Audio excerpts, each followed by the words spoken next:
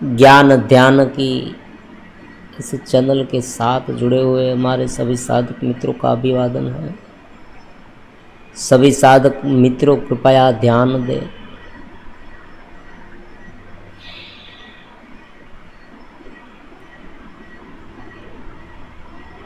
ये एक ज्ञान पद्धति भी है और साथ में ध्यान पद्धति भी है। यहाँ पर ये ऐसा ज्ञान है कि ध्यान निरंतर सहज हो जाएगा। अष्टवक्र गीता में इनके पहले वीडियो में हमने समझा कि परम से मिलने की, परमात्मा के दिव्य स्वरूप को अनुभव करने की अलग अलग साधना पद्धति होती है। ये वेदांत की जो पद्धति है वो सांख्य वाली। भगवत गीता में भी भगवान ने सांख्य शास्त्र को समा लिया है। इसीलिए 7वें अध्याय में भगवान ने पुरुष और प्रकृति के बारे में समझाया। अगर इस साधना पद्धति को सरलतम रूप से समझना है तो पहले अपने अस्तित्व को समझना होगा। ये उनकी पूर्व शर्त है। 2 प्रकार के मनुष्य होते हैं। एक मनुष्य वो है कि जो केवल जीवन जीता रहता है, समझा। मन में जो ख्याल आते हैं उनके अनुसार, प्रकृति के दबाव के अनुसार, दूसरे जो लोग हैं आसपास के, उनके रिलेटिव्स हो या और कोई भी हो, वो जिस तरह से कहते हैं उस तरह से वो जीवन व्यतीत कर देता है। कुछ देखा तो इस तरह से मुझे करना है, मुझे ये चाहिए, इसमें ही मुझे आनंद मिलेगा, ये मान लेता तो बहुत स्वाभाविक रूप से उनमें डेवलपिंग का काम नहीं होगा।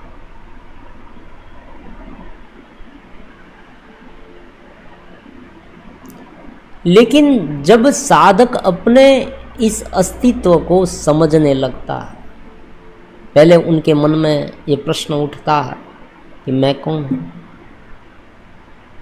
ये जिज्ञासा वश प्रश्न उठता है। स्पिरिचुअलिटी का, अध्यात्म का पहला प्रश्न है, मैं कौन हूँ। इनके आधार पर सारे अलग अलग प्रकार के प्रश्न और उनके उत्तर धीरे धीरे उन्हें मिलते जाते हैं और ये जो पूरी साधना पद्धति है वो उनके सामने निखर के आती है, उभर के आती है। और इस प्रश्न का जवाब जो है, उत्तर जो है, वो उन्हें स्वयं ढूंढना है। ये बात बहुत नवीनतम है, ये बात कठिन भी है, समझे। अगर कोई उसे बता दे कि ये है वो है तो ये नहीं चलेगा। ज्ञान की बड़ी बड़ी बातें हैं, बहुत सारे ग्रंथ आज उपलब्ध है, हमारे पास है। और इंटरनेट के ज़माने में तो आप सब जानते हैं, कोई भी बड़ा ग्रंथ है PDF के रूप में आप डाउनलोड कर सकते हैं।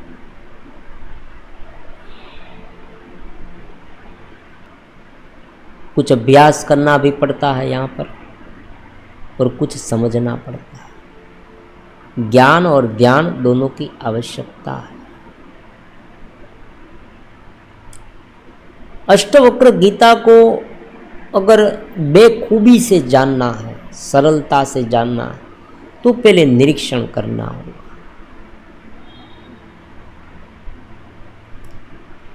हर एक जीव में 2 प्रमुख गत एलिमेंट्स होते हैं। तत्व होते हैं हर एक में, मुझ में, आप में, ये सब जीव जंतु में 2 एलिमेंट्स होते हैं। एक होता है उनका बाह्य घेरा, उसे हम घेरा कहें, समझे। घेरा इसलिए कहते हैं उसे क्योंकि वो हमें घेर लेता है चारों ओर से।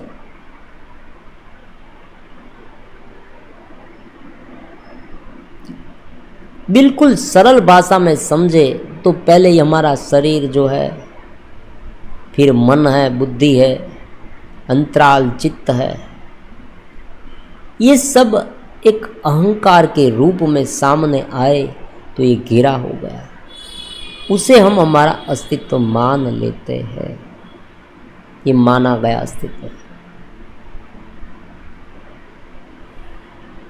यही हमारी पहचान है। बहुत बार आपने सुना होगा, तत्व चिंतक कहते हैं कि तुम अपने आत्मा को जानो, अपने आत्मा में स्थिर रहो, इस मैं के वास्तविक रूप को जानो, तुम साक्षी में रहो। अब ये बात सुनने में सरल लगती है, साक्षी में रहो, लेकिन उनका इम्प्लीमेंट कैसे करें हमारे जीवन में, ये बहुत महत्वपूर्ण है। और अगर ये समझ लिया तो ये जो साधना पद्धति है ना, वो वर्तमान जीवन को निखार देगी, समझे आप। साधक को भीतर के अतीन्द्रिय जो अनुभव है, जो चेतना के लेवल पर होते हैं, वो तो हो गए आनंद के रूप में शुरुआत में, फिर धीरे धीरे जैसे वो आगे बढ़ेगा, साथ में उनका जो वर्तमान जीवन है वो भी वो सहज रूप से जी पाएगा। हालांकि वर्तमान जीवन को वेदांत में माया कहा गया है, ये हम बता देते हैं, इसमें कोई विवाद करने की आवश्यकता नहीं।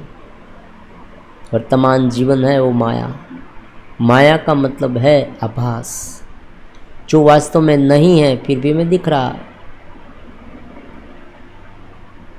ये जगत वास्तव में अलग अलग व्यक्तियों को अलग अलग दिख रहा है, यही उनका प्रमाण है।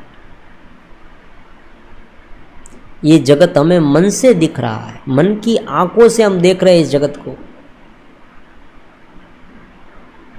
एक परिस्थिति अलग अलग व्यक्ति को अलग अलग महसूस होती है, समझे। कोई व्यक्ति यही परिस्थिति में दुखी हो सकता है तो कोई आनंदित हो सकता है। हमारा मन जब बहुत सोचता है, जब हम मन से निराश हो जाते हैं, तो चाहे कैसी भी सुंदर स्थिति क्यों न हो, हमें दुख ही लगता है, हमें कुछ अच्छा नहीं महसूस होता। और अगर हम भीतर से प्रसन्न हैं तो विपरीत स्थितियां भी हमारे लिए बहुत प्रसन्नदायक हो जाती है।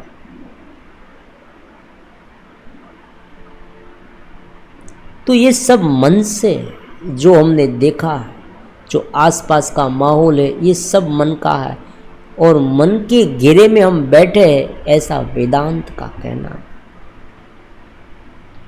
कोई भी साधना पद्धति अलग अलग जो साकार की है, वो आखिर में निराकार तक पहुंचाने के लिए है, ये भी समझना चाहिए।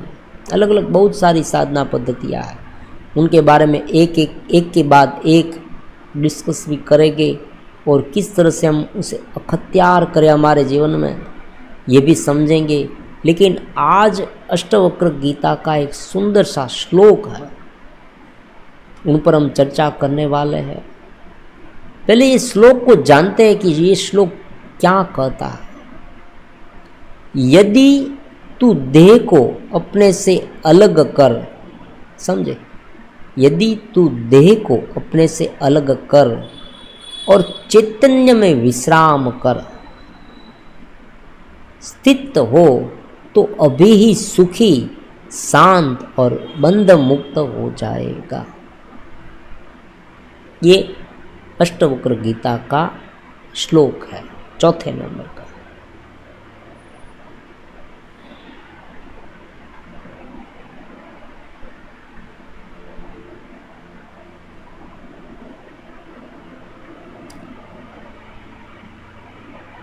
अब बहुत गहरे ना जाए, ऊपर ऊपर से देखे और उनकी व्याख्या जो है उनके चक्कर में ना पड़कर सीधी भाषा में कहे।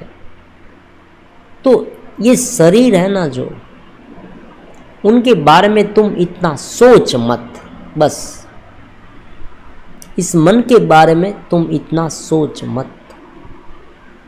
ये सीधी व्याख्या है उनकी। और बहुत बार ऐसा हमें अनुभव भी हुआ है कि जब हम शरीर के बारे में बहुत सोचते हैं ना, परिस्थिति के बारे में, मान लीजिए कोई विपरीत परिस्थिति हमारे जीवन में बन रही है, घट रही है, उनके बारे में बार बार सोचते रहते हैं, तो क्या होता है, वो परिस्थिति हमारे जीवन में धीरे धीरे हावी हो जाती है। ऐसा इसलिए होता है कि एक हद से ज़्यादा सोचना इस साधना पद्धति में मना है। समझे? फिर से बता देते हैं, जो इस साधना पद्धति से हमारे साथ जुड़कर वास्तविक रूप में अपने बाह्य जीवन को निखारना चाहते हैं और भीतर में आनंद प्राप्त करना चाहते हैं, उसे हर एक वीडियो में जो जो अलग अलग प्रकार के का सत्संग किया जाता है, उन्हें बहुत ही शांति से समझना होगा।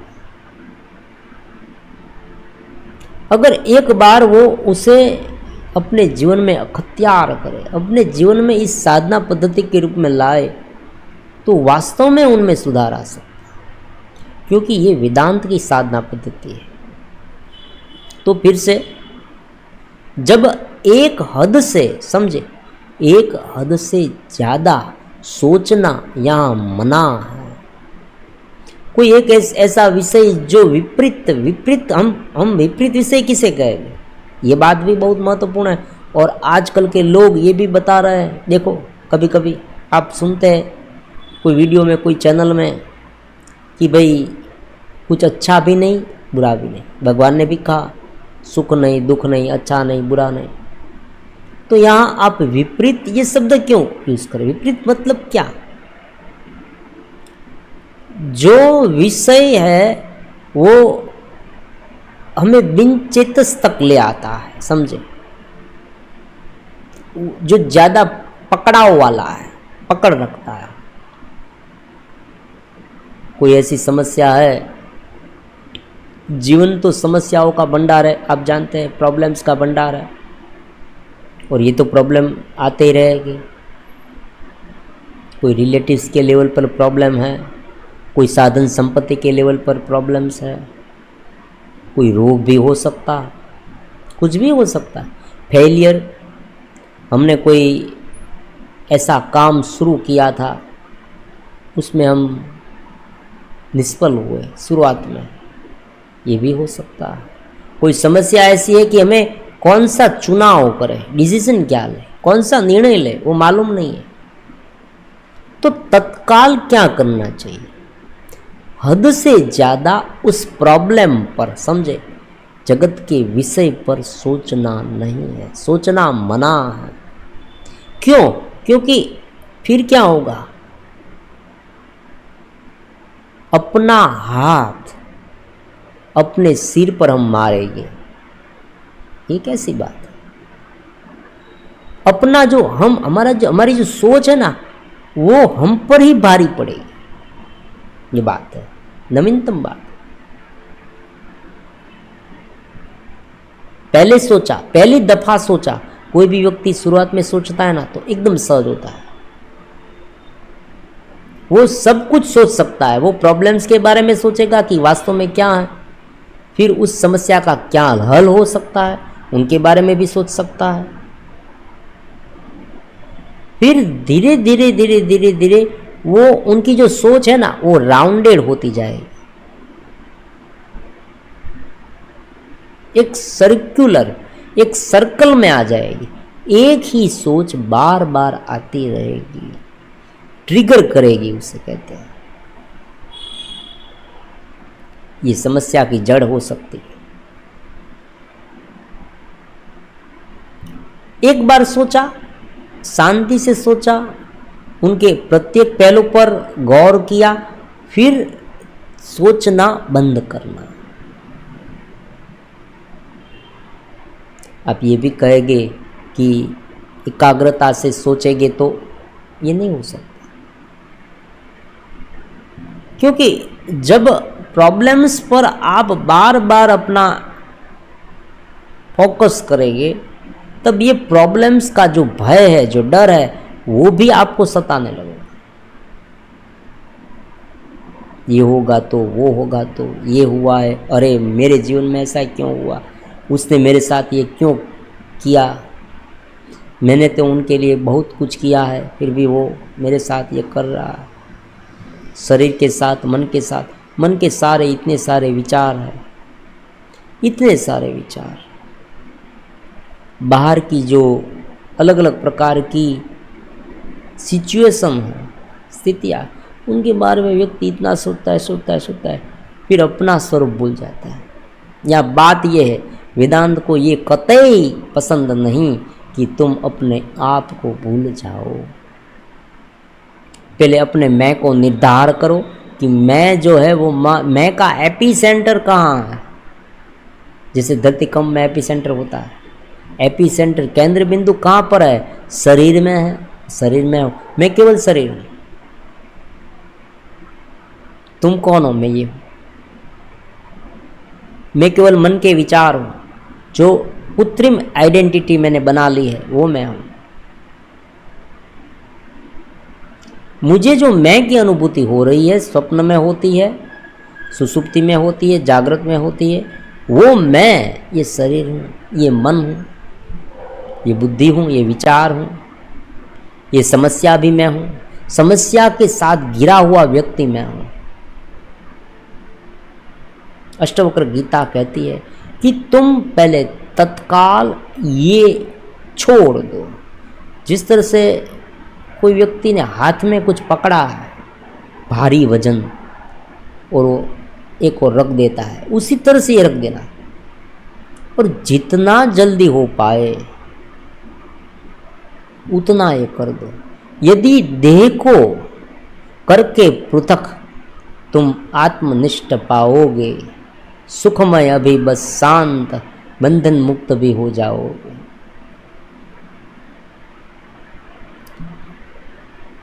देह को करके पृथक, देह को अलग कर दो। ये जो अलग अलग प्रकार की आइडेंटिटी ओढ़ रखी है तूने, ये मैं हूँ, वो मैं हूँ,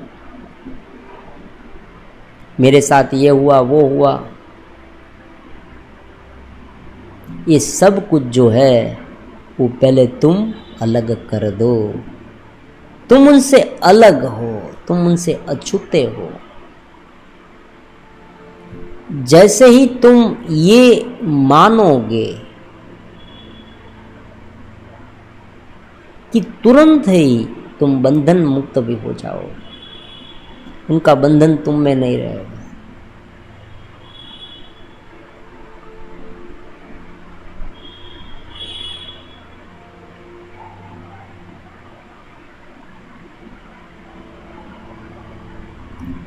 प्रति पल जब कोई कार्य उत्पन्न करते हैं, कार्य उत्पन्न नहीं, कार्य करते हैं, कोई सोच उत्पन्न होती है, तब हमें अपने स्वरूप को ऊपर रखना है।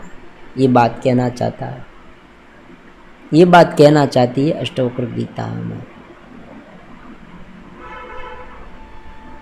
मैं का जो निर्धारण है वो इस घेरे में नहीं, दो प्रकार के मैं हैं। एक मैं जो है वो अहंकार रूप है, समझे। वेदांत के थोड़े बहुत शब्द समझने अति आवश्यक है। एक मैं जो है वो इस घेरे से घिरा हुआ है। उस मैं में मन आ जाता है, बुद्धि आ जाती है, अंतराल चित्त आ जाता है। आज के समय के अनुसार कहे तो जो सबकॉन्शियस माइंड है वो, और ये स्थूल शरीर आ जाता है।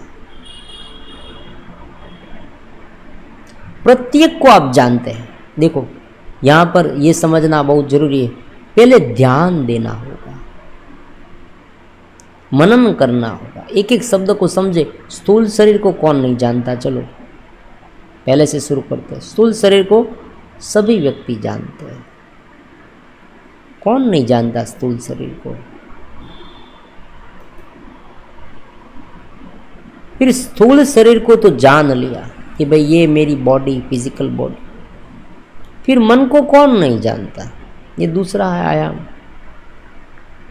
मन में जो अलग अलग प्रकार के विचार आते हैं उन्हें कौन नहीं जानता, बुद्धि की रमत को कौन नहीं जानता। और मन को हम देखते हैं, बुद्धि को हम देखते हैं, जब सो जाते हैं स्वप्न आते हैं, गाढ़ निंद्रा आती है, सुसुप्ति हो जाती है, ये सब हमें पता है और ये हमें पता होना चाहिए। उन्हें हमें देखना है। सबसे पहले वेदांत में अगर आगे बढ़ना है, तत्काल शांति चाहिए। अगर ये नहीं हो पाया तो उनके दूसरे उपाय है, समझे, नाम स्मरण है, जप कीर्तन है, उनसे मन को सूक्ष्म करेंगे,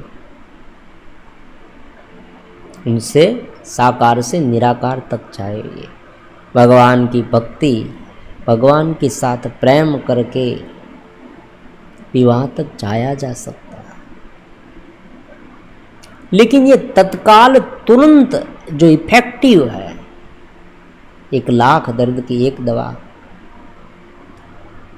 कि ये जो विवादों का मेन एपी सेंटर जो है, जो केंद्र बिंदु है, वो हमारा मन है। उनसे अछूते हो जाओ, ये तुम शरीर हो, उनसे अछूते हो जाओ। एक बार मानो तो सही, मैं को मैं जान, मैं आत्मस्थ हूं। शरीर में पीड़ा हो रही है, शरीर में दुख है, तब भी शरीर का अवलोकन करना है। शरीर में पीड़ा बंद हो जाएगी ऐसी बात नहीं है, लेकिन ज़्यादातर रिलीफ हो जाएगी, ये बात है।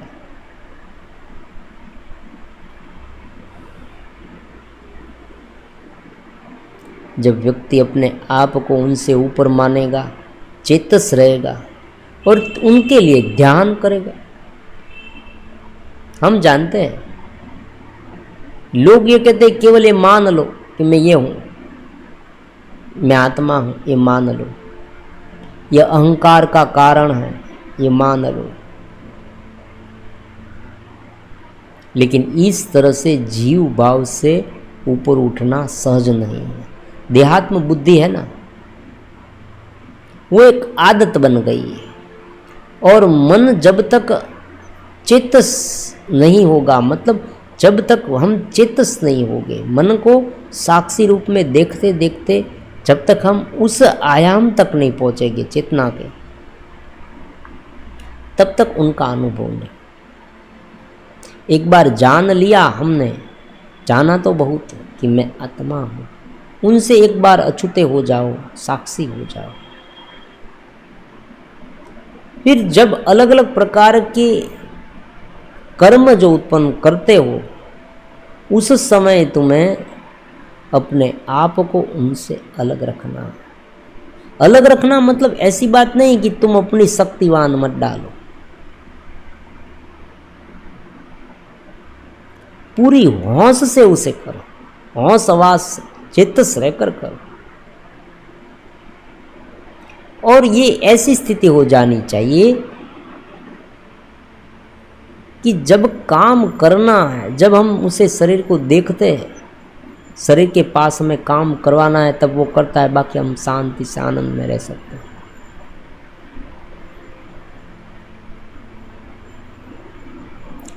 देहस्थ जो मान्यता हमारी है, उनसे बहुत सारी अलग अलग प्रकार की समस्याएं उत्पन्न हो सकती हैं। शरीर में, शरीर को बहुत सजाना, शरीर के बारे में सोचते रहना। देखो, शरीर एक साधन है, समझे। उनकी मतलब ये नहीं कि उन्हें अवहेलना करनी है।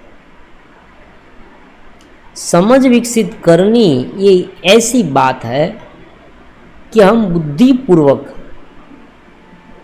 इस पूरे घेरे को समझ सकते हैं, उसे पूरी तरह से चला सकते हैं। जिस तरह से कोई ड्राइवर है उसे प्रशिक्षित किया जाए कि तुम्हें इस तरह से कार चलानी है, उस तरह से नहीं चलानी है, यहाँ पर ध्यान रखना है, तो वो क्या करेगा? बहुत ही सुंदर सी वो उनका ड्राइविंग है ना, उनमें परफेक्शन आ जाए।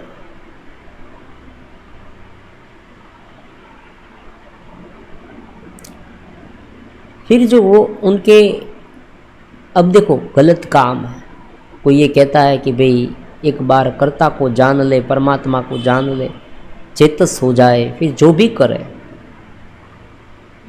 तो ठीक होगा।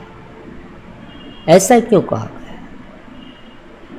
ऐसा इसलिए है कि जब व्यक्ति चेतना को जान लेता है, चेतस हो जाता है, उनमें रहने लगता है, तब स्वाभाविक रूप में उनके जो कर्म है वो दिव्य हो गए। क्यों दिव्य हो गए? क्योंकि कर्म विपरीत तब ही होते हैं जब व्यक्ति कोई ना कोई एक चीज से इतना केंद्रीभूत हो जाता है, आसक्त हो जाता है।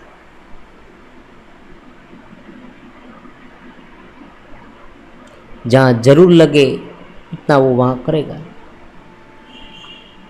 भोग में अत्यंत आसक्ति है, उनके बारे में सोचने लगेगा। शरीर में छोटी सी कुछ गड़बड़ी हुई, उनके बारे में वहाँ ध्यान रहेगा, बस घुमा फिरा के उनका ध्यान वहाँ ही रहेगा। और कभी कभी क्या होता है, उतना उन पर ध्यान रहेगा कि व्यक्ति कोई अन्य काम ही नहीं कर पाएगा। ऐसा सभी को अनुभव हुआ है। कभी कभी जो इंजेक्शन लगाते हैं ना, समझे, जो व्यक्ति इंजेक्शन लगाने से डरते हैं, नए नए कभी इंजेक्शन लगवाया नहीं, और इंजेक्शन लगवाते हैं, कोई रोग हुआ है, इंजेक्शन लगवाना बहुत डरते हैं। जैसे ही वो जो कंपाउंडर है, जैसे ही हाथ में इंजेक्शन की सीरीज लेता है, सामने वाला ऊ आ करने लगता है। हाँ। अभी तो उसने सुई डाली भी नहीं,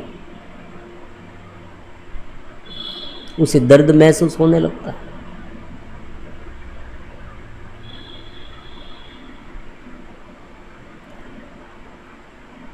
और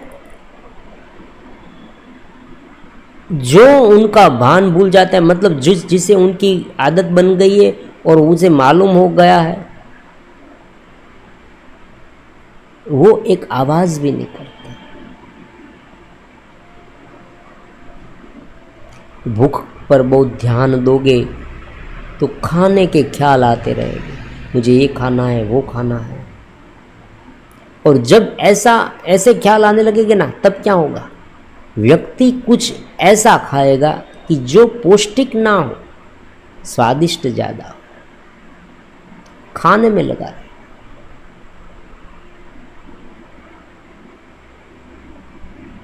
तो ये तत्काल राहत दे देता है। तुम देह से अलग हो जाओ, तुम देह नहीं हो, तुम ये मान लो, तुम विश्रांत हो जाओगे, तुम्हें विश्रांति हो जाए। तुम अपने स्वरूप को पहचान लो, तुम शांत हो जाओगे।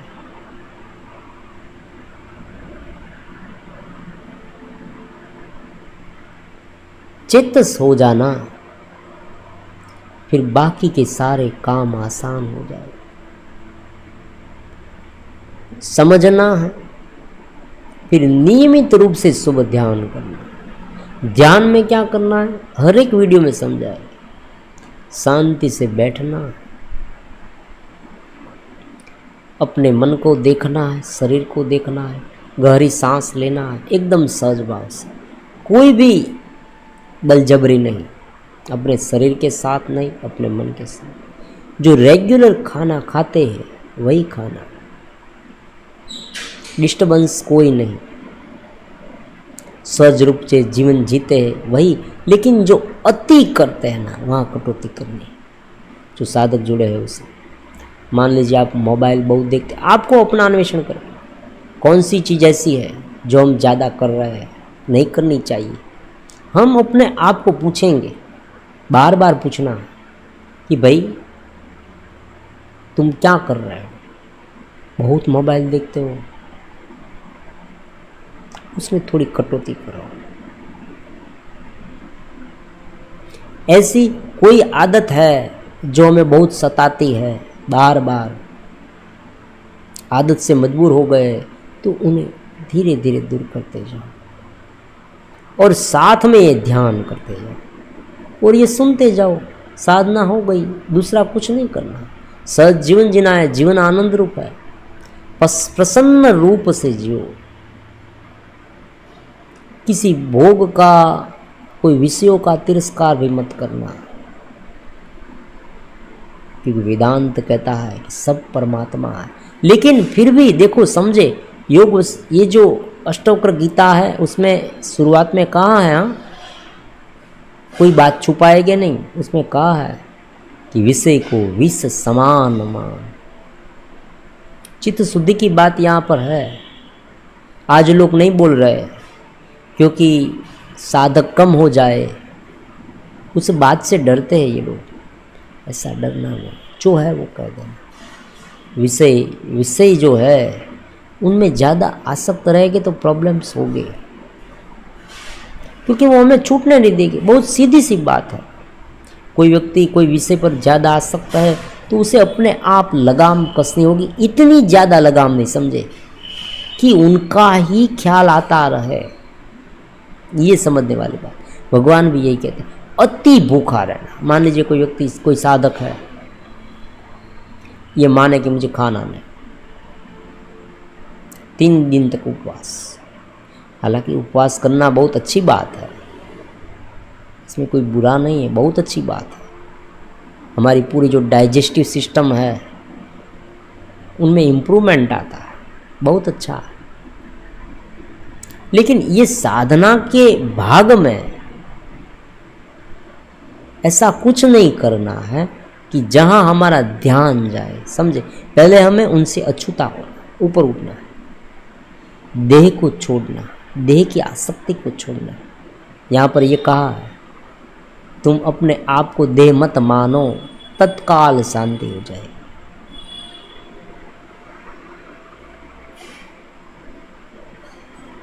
यहाँ मानना जानना है, दोनों बात। मानना मतलब मैं मानूं ऐसी बात नहीं है, मैं देह को अलग जानूं ऐसी बात। शब्द तो सुना, शब्द सुना, आत्मा चेतना आनंद रूप है। अब आनंद का अनुभव नहीं हुआ तो क्या हो, जाना नहीं हमने उसे, परमात्मा का। देखो स्वामी विवेकानंद ने क्या कहा था, समझे। स्वामी विवेकानंद ने कहा, अलग अलग साधुओं को, अलग अलग जो मनीषी थे, ऋषि थे, जो भी आप नाम दे, जो संत साधु संत बैठे थे, फकीर, जो नाम दे, उनके पास जाते थे और पूछते थे, आपने परमात्मा को देखा, जाना, नहीं जाना तो कुछ बात, तो आगे दूसरे लोग को पूछते थे। तो शब्द से माना केवल मानना नहीं है, जानना भी। चित्त होना मतलब उस स्थिति में रहना, उस आयाम में जाना, उस आयाम तक पहुंच गए ऐसी बात भी नहीं है, पहुंचेंगे, पहुंचते पहुंचते उनकी दिशा ये होनी चाहिए। और ज्ञान का वहां तक कहना है कि कोई व्यक्ति केवल ये सुने, ये समझे केवल, तो भी उनके जीवन में बहुत बदलाव आएगा, और आएगा ही। क्योंकि ज़्यादातर समस्याएं है ना, वो ज्ञान से उत्पन्न होती है।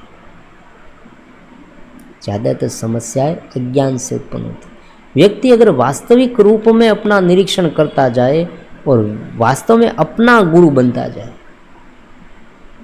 या गुरु कौन है, गुरु आप है, आप स्वयं गुरु है, स्वयं अपने आप के गुरु है। वेदांत में यही है। एक गुरु जो है उसने केवल गाइड किया, कि ऐसा है वैसा है, फिर हमें गुरु बन जाते।